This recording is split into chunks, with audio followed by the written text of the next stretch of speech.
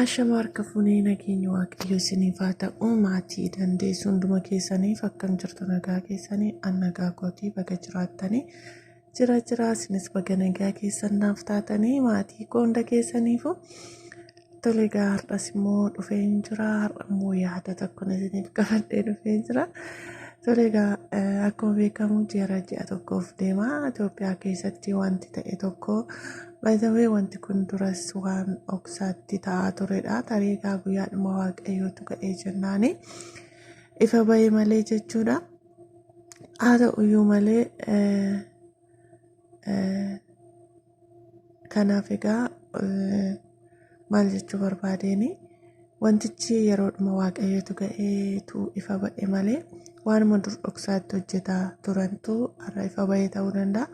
Ammas immoo dabalataan egaa innuu hin ga'u jedhanii dabalataan waanuma sanaan wal qabate ammas uummata akkaataa kanatti fayyachiisaa akka jiranidha. Kanaaf egaa qaamni ilaallatullee kana caal jechuu hin qabu. Sababiin isaas akka macaafa qulqulluu irrattis wantoonni akkasii dhorkaadha ni dhorkamu jechuudha. Tarii biyyoota kaanitti qorichadha jedhamuu danda'u. Keessumattuu biyya Chaayinaa keessatti egaa qorichaaf barbaadama gogaan ishee foon isheedhanii foon harrees egaa dura kan oskaatti hojjetaa turan sababii kanaatti waaqayyo isaan ifa baasee isaan saaxilee jira. Ammas immoo egaa akkuma suura irratti argaa jirtan foon harree bira darbee wanti biraas jalqabamee jira. Waggaa kana nan yaadadha Itoophiyaa keessatti aannan leetira 1,900dha. Egaa kanarraan kan ka'e egaa tarii namni keenya yeroo hundumaa faayidaa ofii argatu faayidaa dhuunfaasaa malee bor miidhaa akkamii fidee dhufaa jireenya koorrattis jedhee yaadu har'uma lafittii kanarraan jiranitti hammuma har'aa kana itti tolee qabeenya karaa jallinaatiin dhufeen jiraachuudha kan isaan barbaadan kan isaan itti tolu jechuudha. Egaa kanarraan kan ka'e maal jechuu barbaadeeni namni isa kaaniif yaaduu isa kaaniif waliif yaaduun uummata keenya keessaati erga dileetii ta'ee tureera jechuudha. Maaliif akka ta'e hin beeku maaliif gara jabummaan hamma kana walirratti garaa jabaachuu ani qaba taanaan ishiin tokko yoo dhabde dhimma ishiiti ani nyaadhe taanaan ishiin tokko haga buushii yoo bulte dhimma ishiiti isa jedhurraan kan ka'edha. Natti fakkaata dhugaa dubbachuuf taanaan wanti hundiyyuu biyya keenya irratti gadi jedhee ol jechuu kan dadhabeemeef natti fakkaata. Dhugaa wantoonni gochaa jirru wanta baay'ee nama gaddisiisu, wanta baay'ee nama aarsu, wanta fokkataa ta'e, wanta haalaan namatti hin tolledha. As deebinee garuu waaqayyoo maaliif cal jedhee miidhamuu namootaa miidhamuu maaliif jenna? Walii gallee laphee qulqulleeffanneen hojjennu walii gallee laphee qulqulluudhaan hundumtuun socho'u taanaan waaqayyoon hin komadhoon akka kootti jechuudha dhugaa. Sababiin isaas foon harree kun dhorkamee jedhame hin nyaatamu dhorkaadha safuudha jechuun bakka waan hin taanedha. Haa ta'uyyuu malee garuu immoo namni keenya dhoksee hojii kanarra akka ture har'a garuu kallattii adda addaatiin akka saaxilamaa jirudha. Amma immoo aannan akkaataa kanatti wuddii ta'uu isaa gaafa argamu immoo akkuma nama sa'a elmuutti sa'a gaadi'anii elmu akka naannoo keenyaatti gaadii jedhama. Lukashii waliin kan hidhamu jechuudha. Aadaa fi safuullee qaba akkamitti akka seera mataa isaa danda'e qaba sa'a kanallee gaadi'anii elmuudhaaf jechuudha. Ijoolleen baadiyyaa beekuu dandeessu. Waanuma lukti ishee walitti hidhamuu qabuuf walitti hidhanii hin elman jechuudha. Akka aadaa Oromootti ani kan hin beeku. Seera mataa isaa danda'e qaba akkamitti akka hin guduunfamtulleedha isaanii kun lukti ishee yeroo gaadi'anii yookaan walitti hidhanii elmanii hin guduunfamu wadaroon sun jechuudha. Akka jechuun yeroon jalqaba sa'a elmuu baruu maazariin baay'ee nutti hintineetti jechuudha. Sa'a yeroo gaadinu sana akkamitti akka gaadinu wadaroon sun guduunfamuu hin qabu. Innaa akkasitti elmu jechuudha sa'a. Maaliif aadaa mataa isaa yookaan immoo seera mataa isaa danda'e qaba jechuudha. Amma garuu akkuma kanatti harreellee gaadi'anii sanuu namicha jala taa'ee elma. Achitti otoo ilkaan isaarraa fixxee ilkaan isaarraa dhumuuti. Innaa kana gaachuun amma laala aannan leetira tokko waggaa kana 900 yoona kana 1,000 ta'uu danda'a jechuudha. Bakka jireenya karaa tokko gaafa ol ka'e uummata miidhuudhaan hundumtuu jireenya mataasaa fooyyeffachuu barbaada. Boroo jireenya keenya irratti maaltu dhufa? Bor maaltu nu mudata? Dhala keenyatti bor maaltu dhufa jechuun uummata harkaatii badeera. Uummanni sammuunsaa hadoodeera jechuudha. Har'arra dhaabbannee badii eenyuti? Dhaloonni kun aarsaa kaffalaa kan jiru. Kan kaleessa abbootiin kaleessa balleessan har'a ilmi dhaabbatee aarsaa kaffalaa jira. Dogongora kaleessa olaantummaadhaan balleeffame har'a deebi'ee uummata hunda walitti naqee uummata hundi aarsaa akka kaffalu gochaa jira. Har'as immoo qabeenya argachuudhaaf jireenya ishee har'a nama gammachiistu borummoo jirraaf hin jirruu keenya hin beekne. Kanaaf kallattii itti hulaa barbaaduudhaan uummata kanarratti uummanni kun dhugaa dubbachuuf taanaan meesh taphee yookaan immoo qaqaa sadhan sana jechuudha. Akkas ta'eera. Dhugaa dubbachuuf baay'ee nama gaddisiisa uummanni jechuudha. Uummanni waan beekne yoo barbaadan biddeen jeessootti naqanii uummata nyaachisu, yoo barbaadan biyyoo itti naqanii uummata nyaachisu, suphee uummata nyaachisu. Uummanni kun waan inni nyaanne hin jiru. Haa ta'u garuu gargaarsa waaqayyootiin immoo jiraata. Yeroo qaaleensa jireenyaa arganii karaa ittiin namni tokko biyyi maaliif barbaachise biyya jedhamuun nama tokko qofatu qaa tokko yookaan immoo hulaa ittiin wanti tokko gaafa uumamu uummata irratti akkas godhee ittiin ofii isaatii guddata taanaan qophaa isaa guddachuu barbaada taanaan maa inni faayidaan isaa? Dhugaa dubbachuuf taanaan ani gaafa foon harree duruma xiqqoo ta'e annan dhagaa Finfinnee keessatti foon harree hin qalamaa namni odeessuma yeroo maatiin odeessan nan dhagaa jechuudha. Innaa ammoo siriisaayyuu ifa ba'ee akkaataa kanatti uummataaf amma laatanitti uummataaf amma raabsanitti maaliif barbaachise? Haga bu'uufi bulanii aadaaf safuufii eeggatanii akkuma kanallee uummataafis yaadanii yoo jiraatan kun qabeenya irra caaludha. Qabeenya inni guddaan immoo yoo sammuun ofii nagaa ta'edha. Innaa kanaaf foon harree kana nyaachisanii majeem sammuun isaanii nagaan ta'u. Maanninyaan hayimaanotus amantii kam keessa yoo haa jiraatan mana sagadaa sana dhaqanii hin kadhatu moo hin dhiisu? Garuu kana gochaa ani gaaffii kan natti uumu isa kanadha jechuudha. Maaliif I don't know, ani hin beeku. Mana amantaa kam keessa yoo jiraatanii dhaqanii hin kadhatu moo maal jedhanii galateeffatu gaa? Waaqayyo waan ati dhorkitee waan saba nyaachiseef galateeffami jedhu moo majeem iddoo araaraatti araara naa godhachuu danda'u? Akkas jedhanii galateeffatu moo maal jedhume? Kanaaf waaqayyo laphee keenya dhagaa ta'e sammuu keenya doome kana gara qajeelummaatti gara daandii sirriitti nuuf haa deebisu malee baay'ee ulfaataa ta'eera. Dhugaa dubbachuudhaaf taanaan laan magaalaa foon birrii meeqa? Kiiloon naannoo birrii 1000 wayiidha miti.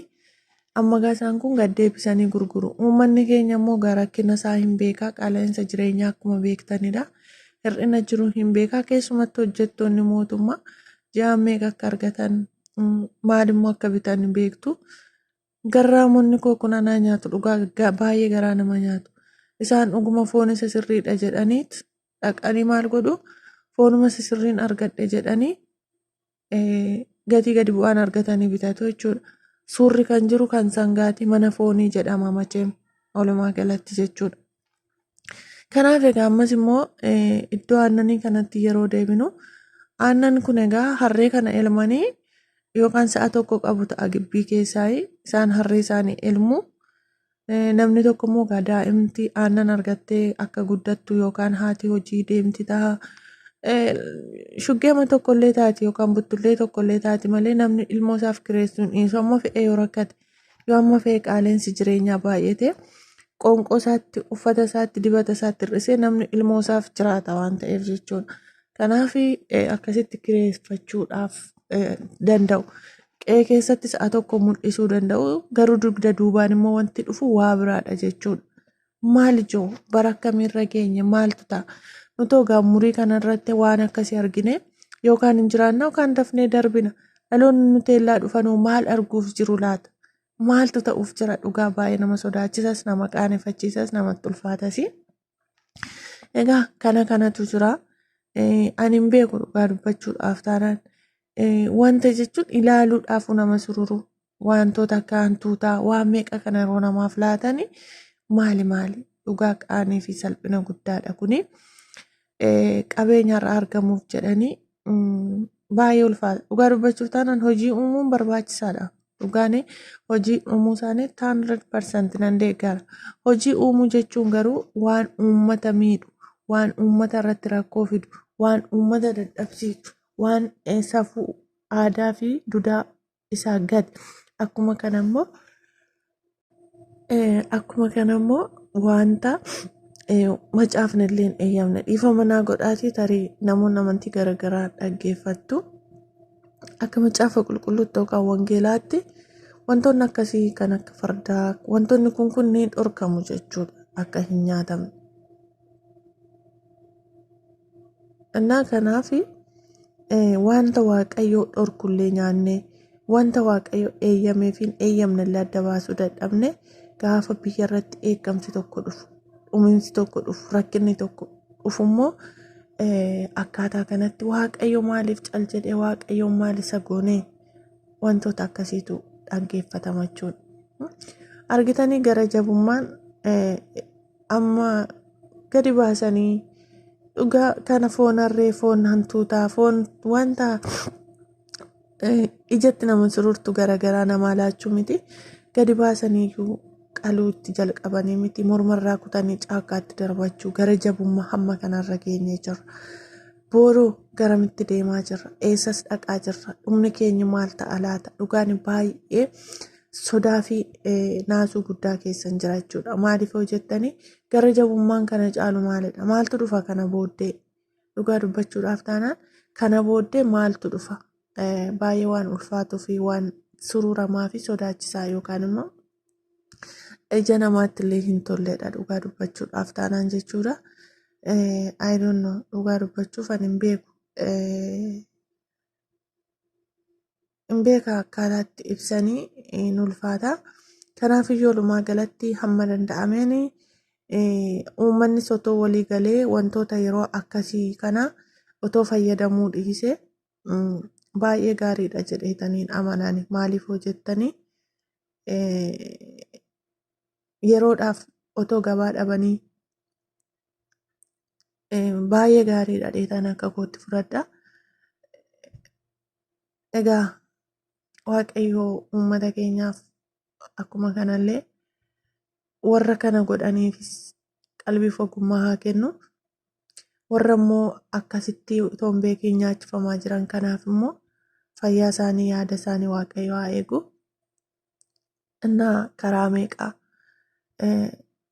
jireenya waddade maa jenna? Akka jireenya waddadu koo uumamaan kan jiru dhiisne akka fedha mataa keenyaatti akka yaada mataa keenyaatti karaa ofii keenya qofa guddannu tattaafanna.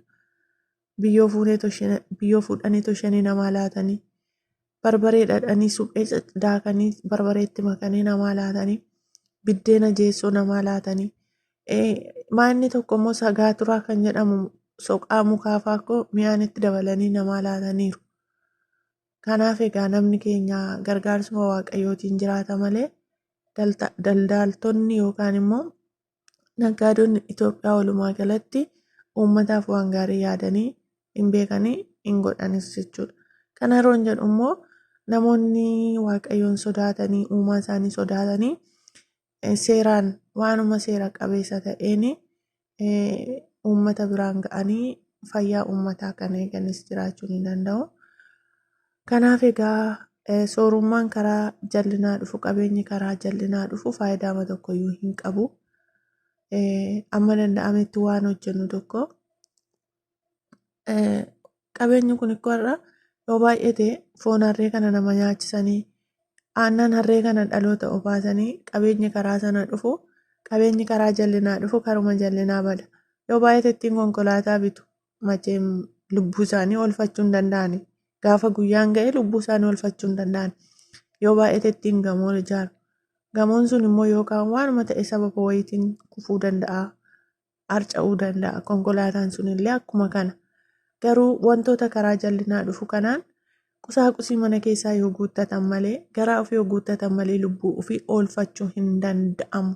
Eenyumtu lubbuusaa guyyaan ga'e taanaan eenyumtu lubbuusaa oolfachuu hin danda'u. Guyyaan Waaqayyo biraa, guyyaan inni dhumaa lubbuun kee lafa kanarra haga kana qofa jiraatti kan jedhame sun ga'e taanaan eenyumtu lubbuusaa oolfachuu hin danda'u. Kanaaf qabeenyi karaa jallinaa dhufe immoo dhumni isaa tolee hin tolu jechuudha.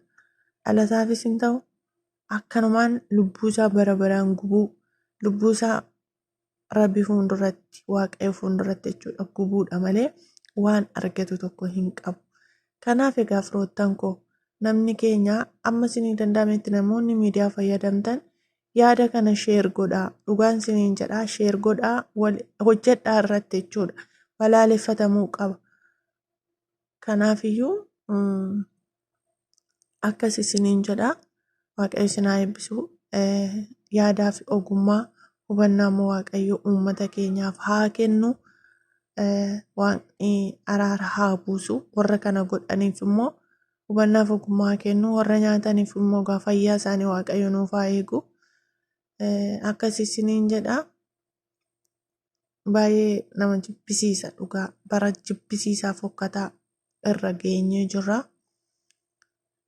Kana fakkaataa firoottan koo uummanni garaa walitti jabaatee garaan jabummaan kun asumarraa kan eegaledha. Mana amantaa keessa seenanii baasanii qalanii darbatuun jalqabamee jira. Ani kan hin beeku duratti abbootiin illee amantaa walii kabajeetu waliin jiraata. Amma garuu ani hin beeku maalirra akka gahaa jiru. Baay'ee ulfaataadha. Baay'ee namatti waan hin tolledha. Kallattii hundumaatiin iyyuu karaa itti namni badu, karaa itti Waaqayyo eegamu ofumaatii dhaloonni kun uumaa jira. Egaa gooftaan guddaadha. Waaqayyo hubannaaf ogummaa nuuf haa kennu. Isiniin jedhaa. Kanaaf egaa kana fakkaataa amma danda'ametti foon harree kanarraas aannan harree kanarraas of eeggachuun barbaachisaadhaan jedhan akka yaada kootti. Waaqayyoon isin haa eebbisu, eebbifama. Isiniin jechuun jaalladha. Biyyaaf hubannaa ogummaa dhaloota harkaa badee hojii uumaa jennaan dhaloonni waan akkasii irratti waan nama miidhu, waan nama balleessu irratti bobba'ee hojii uumuu waan meeqa jira. Walumaa galatti sammuun namaa jallaadha. Sammuun namaa jechuun akkamidha kun waan hamaa irratti bobba'uu irra jaallata jedhee yaada. Kanaaf egaa ofirraa of eeggadhaa. Daa'imman keessan gara fuulduraatti illee yaa shamarran biyya ambaa jirtan illee foon harreerraas aannan harreerraas daa'ima eeggachuun barbaachisaadha. Waaqayyo isaanitti araaramu kun anaan illee foon na jibbisiisanii duruu baay'een jaalladhu amma isaan na jibbisiisuu deemu. Kana fakkaata. Turtii waliin qabnuun kana fakkaata ture. Guddaa galatoomaa, eebbifamaa. Yeroo biraa mata duree biraan hanga walitti deebinutti turtii gaarii qabaadhaa. Waaqayyo isin haa eebbisu, eebbifamaa. Yaada keessan naaf qoodaan dhaamsa kootii. Turtii gaarii.